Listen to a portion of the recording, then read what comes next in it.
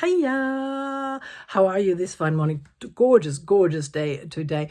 Beautiful and sunny. And what better place to spend a day like this than the Lake District in England, the largest national park in England. A little bit of a problem with the name there, as there's only one lake in the Lake District. Well, there's only one lake called a lake. All the other lakes are called water or mere, like Grasmere or Ullswater.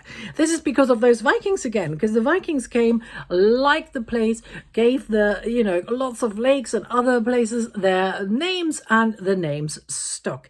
The Vikings weren't the only guys from abroad who liked it very much in the Lake District. There's villages with loads and loads of German surnames to this day, because in the 16th century copper was found. There was lots of mining going on already in the Lake District, but when copper was found, Elizabeth I, who was on the throne at the time, was super excited, because she had to rely on the copper he had to import it from countries that she sometimes was at war with, and she needed that copper to make cannons to shoot at these people she was at war with. So not an ideal situation. So she was super excited when copper was found in her kingdom. However, there was nobody in her kingdom who could mine copper, and the best copper miners were in Germany. So she sent some people over, gave them lots and lots of nice incentives, and said, come over. And they did, and they loved it. So they brought their family and they stayed there. And to this very day, we have German surnames in certain areas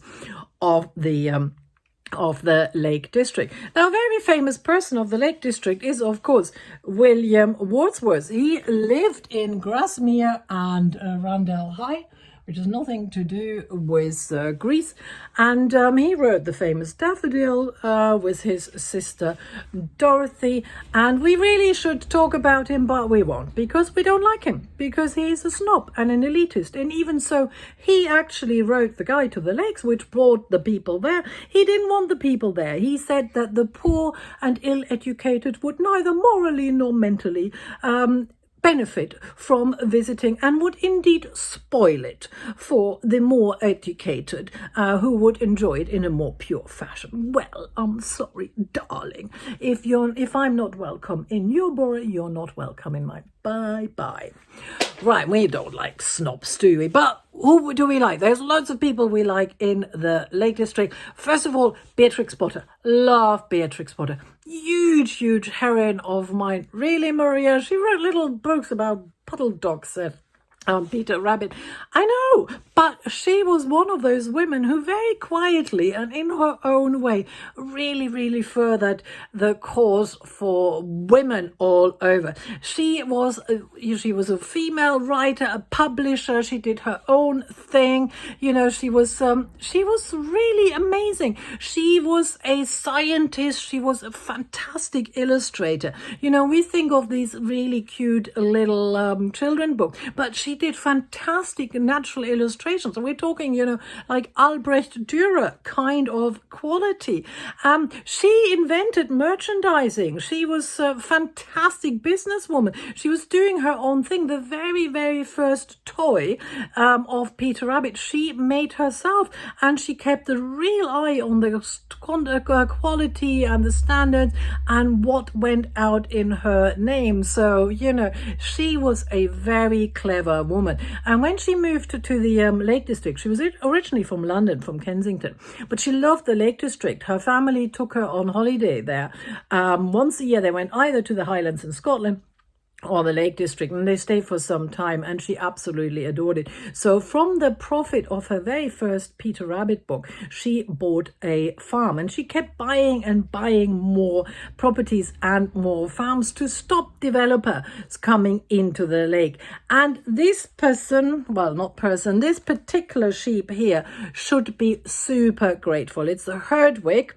Herdwick sheep would have been extinct if it wasn't for Beatrix Potter, because they're not very pretty. They don't have very good wool. You can't really use them for anything but really rough carbon. They don't taste nice, but they're hardy, and they're very weird. They were born with really dark fleece, and then they grow lighter, and they always look a little bit befuddled or stone. I don't know what they're smoking in the Lake District there. But anyway, she fell in love with them and she became their biggest champion, and she started farming them, and she started becoming like the big chairwoman of the Herdwick Breeder Association. She was completely accepted in the Lake District, which is no easy feat coming from London and being a woman, but she was so good and so committed. So we do love Beatrix Potter and her friends, because her friends was this guy called Canon Herdwick Rounsley,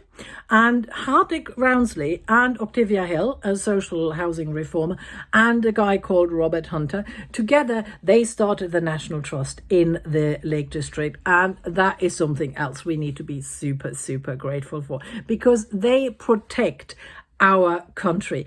And they do that. They have historical houses, but you know, where they make money by you paying to see them, but they protect loads of things that we can't pay money, we might not even know, like, you know, areas of outstanding beauty where they have lots of fantastic wildflowers, or the coast path, which is of course very close to my heart because I live very close to the coast, and they make sure that it's safe and it's okay.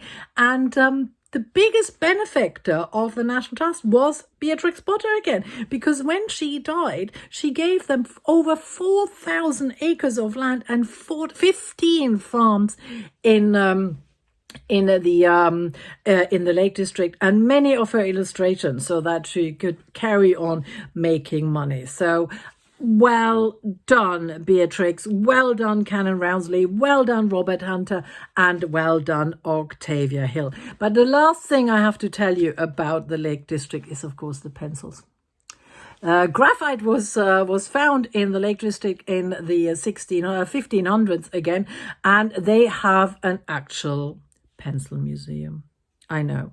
And if you ever so bored and you finish the internet and you want to see the largest pencil in the world, which is about 7.5 meters, or a pencil that went into space, the Durban Pencil Museum is where it's at.